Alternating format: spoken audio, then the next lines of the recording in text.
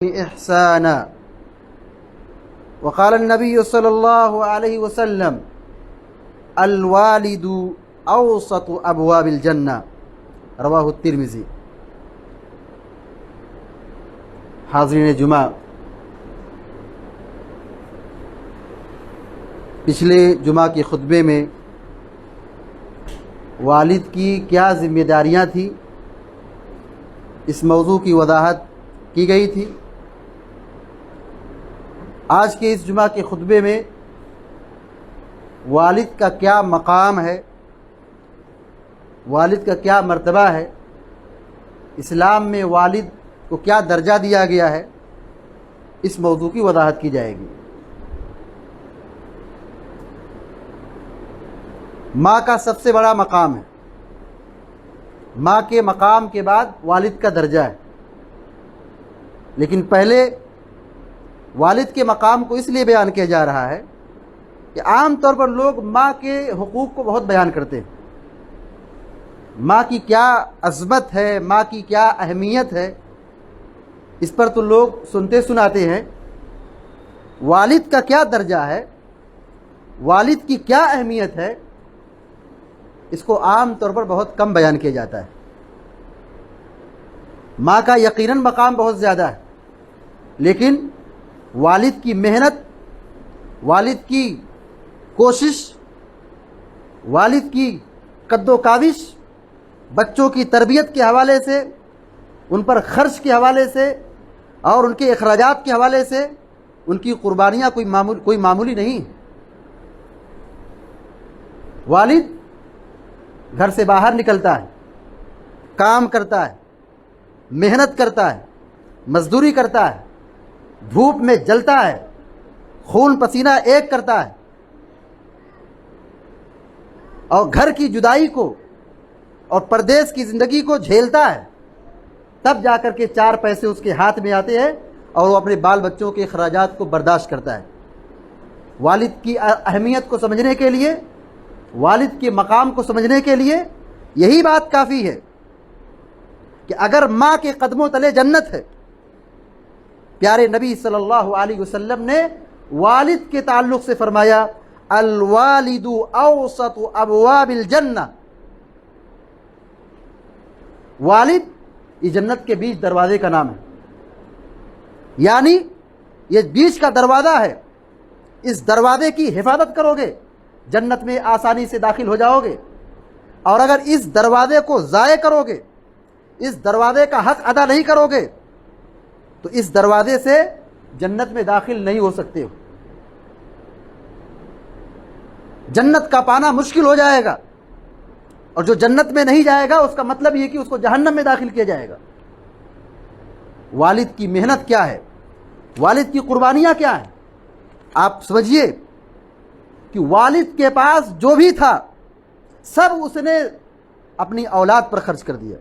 اس کے پاس جو بھی دولت تھی، جو بھی مال تھا، جو بھی اثاثہ تھا، اس نے ساری دولت، سارا مال اپنے گھر والوں پر، اپنے بال بچوں پر خرچ کر دیا.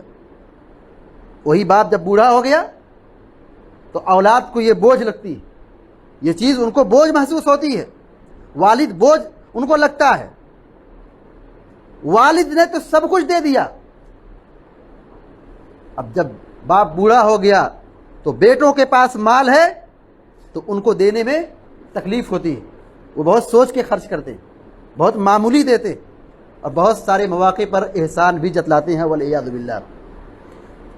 اللہ کے نبی صلی اللہ علیہ وسلم نے ہمیں یہ تعلیم دی ہے کہ ہم اپنے والدین کی قدر کریں، اپنے ماں باپ کی عزت کریں. اور احادیث کو کھنگال لیجئے، گناہوں کی فہرست میں، جرائم کی فہرست میں سب سے بڑا گناہ شرک کرنا ہے. سب سے بڑا گناہ شرک کرنا ہے. شرک کے بعد اللہ کے نبی صلی اللہ علیہ وسلم نے جس گناہ کا تذکرہ فرمایا ہے وہ ماں باپ کی نافرمانی ہے، والد کی نافرمانی. نبی کریم صلی اللہ علیہ وسلم بیٹھے ہوئے تھے اور آپ نے کہا، لیٹے ہوئے تھے، ٹیک لگائے ہوئے تھے. آپ نے کہا کیا میں تمہیں کبائر کے بارے میں نہ بتلاؤں، بڑے بڑے گناہوں کے بارے میں نہ بتاؤں. پیارے نبی صلی اللہ علیہ وسلم نے نمبر 1 کہا الاشراک باللہ، اللہ کے ساتھ کسی کو شریک ٹھہرانا. شرک کرنا یہ سب سے بڑا گناہ ہے۔ دوسرے نمبر پر آپ نے فرمایا وعقوق الوالدین، ماں باپ کی نافرمانی کرنا، ماں باپ کی اطاعت و پیروی، والد کا احترام، والد کی خدمت، یہ نماز کے بعد سب سے افضل عبادت ہے۔ فرض نماز کے بعد سب سے افضل نیکی والدین کا اکرام ہے، والدین کی خدمت ہے۔ نبی کریم صلی اللہ علیہ وسلم کے پاس ایک صحابی اور انہوں نے کہا، اے اللہ کے نبی علیہ الصلوۃ والسلام افضل اعمال کے بارے میں بتلائیے۔ آپ نے کہا نمبر 1 نماز کو وقت پہ پڑھنا، نمبر 2 والدین کی خدمت کرنا، احسان کرنا۔ امام بخاری رحمۃ اللہ علیہ اپنی کتاب میں بر الوالدین کی کتاب ہے، اپنی کتاب میں لکھتے ہیں نماز کا چھوڑنا کفر ہے، نماز کا چھوڑنا کفر ہے۔ والدین کے ساتھ احسان نہ کرنا، حسن سلوک نہ کرنا، یہ دائرہ انسانیت سے باہر کرنے والا عمل ہے۔ یعنی وہ انسان نہیں، وہ انسان کہلانے کے لائق نہیں جو اپنے والد کے مقام کو نہیں سمجھتا ہے، جو اپنے ماں باپ کی خدمت نہیں کرتا ہے۔ وہ شخص انسانیت کے دائرے سے خارج ہے، جیسے نماز نہ پڑھنے والا علماء کرام کے بہت سارے اقوال کی روشنی میں، بہت سارے علماء کے فتاوے کی روشنی میں اسلام سے وہ خارج ہو جاتا ہے، کافر ہو جاتا ہے۔ بہت سارے اہل علم نے کہا ہے نماز کا چھوڑنے والا کافر ہو جاتا ہے، علماء کرام کے فتاوے موجود ہیں۔ جیسے نماز کے چھوڑنے سے وہ اسلام سے باہر ہو جاتا ہے، ایسی ہی ماں باپ کی اگر وہ خدمت نہ کرے، ماں باپ کا حق ادا نہ کرے، والد کے احترام کو نہ بجا لائے، وہ شخص انسانیت کے دائرے سے خارج ہو جاتا ہے، وہ انسان کہلانے کے لائق نہیں۔ اس روئے زمین پر اللہ رب العالمین کے احسانات سب سے زیادہ ہیں، اللہ رب العالمین کے احسانات سب سے زیادہ ہیں۔ اللہ کے احسان کے بعد سب سے بڑا احسان اور سب سے بڑا انعام ماں باپ کا ہے۔ تو ماں باپ کی قدر و قیمت کو سمجھنا اور ان کی تکریم کرنا یہ ہمارے اوپر ضروری اور واجب ہے۔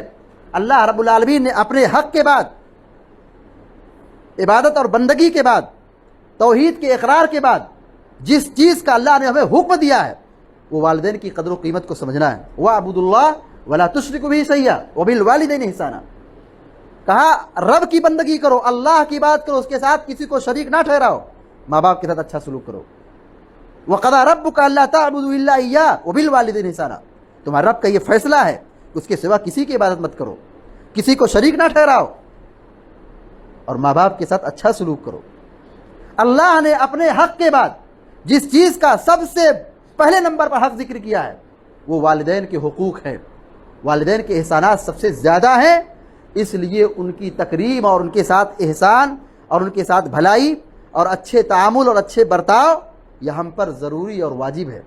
ماں باپ کے احترام، والد کے احترام کی عظمت کو سمجھنے کے لیے یہی بات کافی ہے کہ ہم نفلی کام کو ہی کریں، اور اگر حکم ہے والد کا، حکم ہے والدہ کا، تو نفلی عبادت پر ان کا حکم مقدم ہے۔ ہم نفلی نماز پڑھ رہے ہیں، تہجد پڑھ رہے ہیں، سجدہ کر رہے ہیں، رکوع کر رہے ہیں، قرآن کی تلاوت کر رہے ہیں، کوئی نفلی کام کر رہے ہیں، ادھر سے ماں باپ کا بلاوا آتا ہے، ہمیں یہ کام چھوڑنا ہے اور ان کی بات ماننا ہے۔ نفلی جہاد پر مقدم ہے۔ ایک صحابی آئے اور کہا ہے اللہ کے نبی صلی اللہ علیہ وسلم میں جہاد پر جانا چاہتا ہوں لیکن میرے ماں باپ بوڑھے ہیں۔ آپ نے کہا لوٹ جاؤ، جاؤ ان کے ساتھ ان کی خدمت کرو، یہی تمہارا جہاد ہے، ان کی خدمت کرو، ان کی اطاعت کرو، یہی کیا ہے تم کو جہاد کے برابر ثواب ملے گا۔ ایک صحابی اور انہوں نے کہا کہ میں جب گھر سے نکلا تو میرے والدین رو رہے تھے، بوڑھے تھے۔ پیارے نبی علیہ السلام نے کہا جاؤ لوٹ جاؤ، جہاد میں مت جاؤ، کہا لوٹ جاؤ، جیسے تم نے اپنے ماں باپ کو رلایا ہے جدائی کی وجہ سے، جاؤ ان کو پہلے ہنساؤ۔ تو جہاد پر اور نفلی عبادات پر ماں باپ کے حقوق مقدم ہیں، پہلے ان کو کیا جائے گا، بعد میں نفلی عبادت کی جائے گی، نفلی کام کیا جائے گا۔ والدین یا والد یہ زندگی میں ایک بار ملتے، بار بار نہیں ملتے۔ اس کی قیمت کا احساس اور اندازہ وہی لگا سکتا ہے جو دونوں کو یا ان میں سے کسی ایک کو کھو جائے، کسی سے محروم ہو جائے، ماں کا انتقال ہو جائے یا والد کا انتقال ہو جائے، اس سے پوچھو کہ ماں کی ممتا اور والد کا احترام اور والد کا ہونا کتنا ضروری ہوتا ہے۔ اس لیے زندگی میں جب یہ ایک بار ملتے ہیں اس کی کتنی زیادہ ہمیں فکر کرنی چاہیے۔ عام طور پر لوگ یہ سمجھتے ہیں ماں باپ کے ساتھ اچھا سلوک کرنے یا والد کے ساتھ اچھا سلوک کرنے مطلب کیا ہے؟ ان کو پیسہ دے دو، ان کو پیسہ دے دو، بس ہم نے حق ادا کر دیا۔ یاد رہے احسان یہ نہیں ہے کہ ہم نے صرف پیسہ بھیج دیا، پیسہ دے دیا، یا ان کو کھانا کپڑا، یہ ان کے جو حقوق ظاہری طور پر بنتے ہیں کہ دنیا دیکھ رہی کہاں ان کو کھانا پینا لباس مل رہا ہے، یہی حقوق نہیں ہے۔ والد کے ساتھ حسن سلوک کا مطلب یہ ہوتا ہے کہ ہم ان کو وقت دیں، ان کے ساتھ اچھی گفتگو کریں، ان پر احسان نہ جتلائیں، ان پر خرچ کر کے، ان کو کچھ دے کر کے، کھلا پلا کر کے احسان نہ جتلائیں، نرم گفتگو کریں، اونچی آواز میں بات نہ کریں، ان کا کہا مانیں، ان کی تکریم کریں، ان کی خدمت کریں، اور ان کے سامنے ایسا ہی سلوک کریں جیسا وہ ہمارے ساتھ بچپن میں سلوک کر رہے تھے۔ جیسے بچہ اپنی ماں کی گود سے جدائی برداشت نہیں کر سکتا ہے، ماں باپ نے اس کے لیے بڑی قربانی دی ہے، جیسے ان لوگوں نے ہمارے بچپن میں ماں باپ نے ہم کو پالا پوسا، ہمارا خیال رکھا، احسان کا بدلہ یہ ہوتا ہے کہ ہم ان کے ساتھ بھی ویسا ہی سلوک کریں۔ وہ لطافت ہو، وہ نرمی ہو، وہ شفقت ہو، وہ اپنائیت ہو، وہ محبت ہو، وہ نرمی ہو۔ احسان کا مطلب یہ نہیں کہ ہم نے ان کو کپڑا دے دیا، کھانا دے دیا، بیمار ہو گئے دوا دے دی، ان کے جیب میں چند پیسہ ڈال دیے، یا ان کے لیے کچھ انتظام کر دیا، یہی حسن سلوک نہیں ہے۔ حسن سلوک کے ساتھ ان واجبات کے ساتھ، ان اعمال کے ساتھ حسن سلوک یہ ہے کہ ہمارا ہاتھ کنٹرول میں ہو، ہماری زبان کنٹرول میں ہو، ہم ان کی غیبت نہ کریں، ان کی چغل خوری نہ کریں، ان کی عزت کا خیال رکھیں، ان کے سامنے ادب سے بیٹھیں، ان سے زیادہ بات نہ کریں، بحث و تکرار نہ کریں، ان کا ادب اور ان کا احترام بجا لائیں۔ کتنا ادب احترام اللہ رب العالمین نے قرآن کریم میں بیان فرمایا ہے، فلا تقل لهما اف ولا تنهرهما وقل لهما قولا کریما۔ ان کے سامنے اف بھی نہ کہو، زور سے بات کرنا تو بہت دور کی بات ہے، والدین کے ساتھ زور سے بات مت کرو، کیا کہا؟ اف بھی نہ کہو، نہ ان کو جھڑکو، نہ ان کو ڈانٹو، نہ ان کو پھٹکارو، اور ان سے نرم گفتگو کرو۔ اللہ نے آگے دعا سکھلائی ہے، وقل رب ارحمهما كما ربياني صغيرا۔ یہ حسن سلوک ہے، یہ احسان ہے، یہ حسن سلوک ہے۔ ابراہیم علیہ السلام کے واقعوں کو پڑھیے کہ ماں باپ کا اکرام اور والد کا احترام اس کے کافر ہونے کے باوجود بھی ختم نہیں ہوتا ہے۔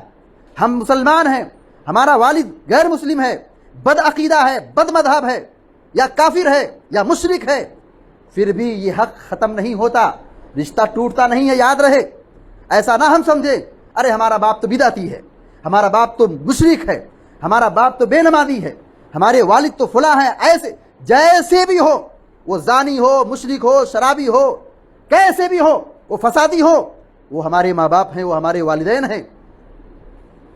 ہم پر یہ فرض بنتا ہے کہ اگر ہم ان کے سامنے بیٹھے ہماری گفتگو نرم ہونی چاہیے۔ ابراہیم علیہ السلام کے واقعے کو پڑھیے، کیا کہتے ہیں ابراہیم علیہ السلام؟ یا ابتی، اے میرے ابو، اے میرے والد۔ شفقت اور نرمی اور محبت دیکھیے، مشفقانہ انداز میں، نرم لہجے میں، نرم گفتگو کر رہے ہیں۔ ماں باپ کی خدمت، والد کا احترام، یہ قرض ہے اور یہ دین ہے۔ یعنی اگر ہم ان کا حق ادا کریں گے، ہماری اولاد ہمارے تابع دار ہوگی، فرما بردار ہوگی، ہماری خدمت گزار ہوگی۔ ابراہیم علیہ السلام کے بیٹے اسماعیل علیہ السلام کی سیرت کو پڑھ لیجئے۔ والد نے ایک مرتبہ کہا بیوی کو طلاق دے دو، ایک مرتبہ کہا کہ عورت صحیح نہیں ہے، اشارے میں کہا، موجود نہیں تھے، غائب تھے، کنایا تھا۔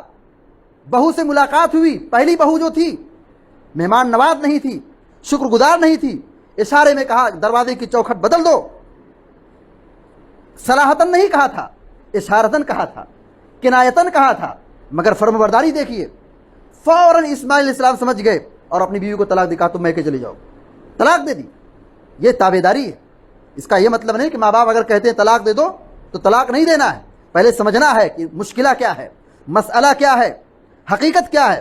بسا اوقات ماں باپ زیادتی کرتے ہیں تو ان کی ہر بات نہیں مانی جائے گی۔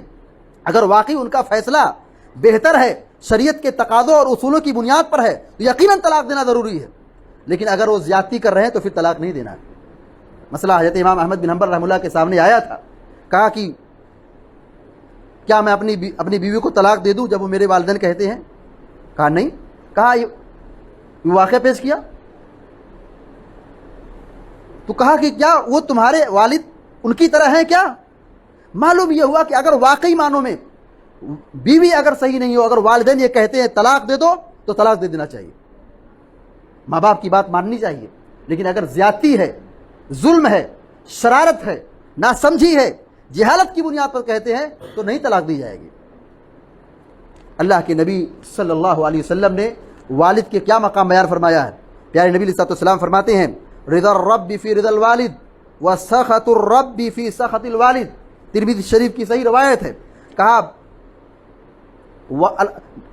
رب کی رضامندی، رب کی خوشنودی والد کی رضامندی میں ہے، اور اللہ رب العالمین کی ناراضگی والد کی ناراضگی میں ہے. حدیث کا مطلب یہ ہوا کہ اگر والد خوش ہیں، والد ہم سے خوش ہیں تو اللہ بھی خوش ہے. اگر والد ناراض ہیں تو پھر حالت خراب ہے، اللہ بھی ناراض ہے، اللہ خوش نہیں ہوگا. اور جب اللہ تعالیٰ کسی سے خوش نہ ہو، ناراض ہو، تو پھر اس کے لیے تباہی ہے. والد کی بد دعا سے بچنا چاہیے. والد کو اللہ نے یہ مقام دیا ہے کہ والد اگر اپنی اولاد کے حق میں دعا کرے، اس کی دعا رنگ لاتی ہے، دعا قبول ہوتی ہے. بد دعا تو کسی کافر کی بھی قبول ہو جاتی ہے، بد دعا تو کسی مظلوم کی بھی قبول ہو جاتی ہے. والد اگر بد دعا کر دے تو اس کا معاملہ بڑا سنگین ہے. حدیث میں کیا کہا گیا؟ والد کی دعا اولاد کے حق میں قبول ہوتی ہے، دعا قبول ہوتی ہے. بد دعا کے بارے میں ہم سوچ سکتے ہیں کتنا جلدی قبول ہوگی. تو والد کی بد دعا سے بچنا چاہیے اور ان سے دعائیں لینا چاہیے.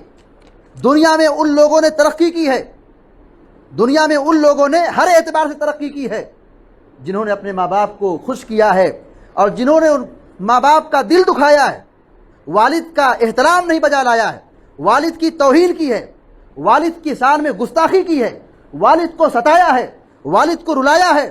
وہ دنیا میں کبھی چین و سکون کی نیند نہیں لے سکتے، وہ کبھی خوشحال نہیں ہو سکتے، وہ چاہے کوئی بھی ہو. والد کو ہم خوش رکھیں گے تو ہم خوش رہیں گے. والد کو ستائیں گے اور ان کو تکلیف دیں گے، ان کو رلائیں گے، تاریخ معاف نہیں کرے کہ دنیا میں چھوڑے نہیں جائیں گے، بچیں گے نہیں. کیونکہ دو قسم کے گناہ بڑے خطرناک ہیں. اللہ تعالی ہم سب کی حفاظت فرمائے.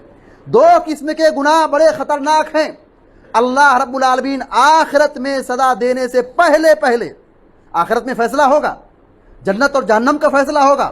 مجرموں کو ان کو عذاب دیا جائے گا، ظالموں کو جہنم میں جھونکا جائے گا، گنہگاروں کو جہنم میں ڈالا جائے گا، عذاب دیا جائے گا. فیصلہ وہاں ہوگا.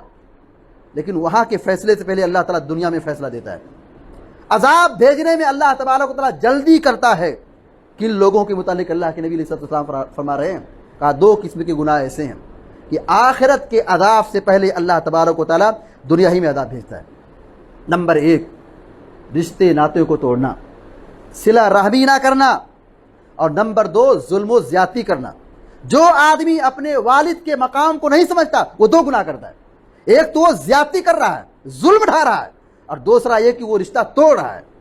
رشتہ توڑنے کی بنیاد پر وہ ظلم کر رہا ہے، فساد مچا رہا ہے، گھر کو ویران بنا رہا ہے، گھر کو توڑ رہا ہے، ماں باپ کے اندر پھوٹ ڈال رہا ہے.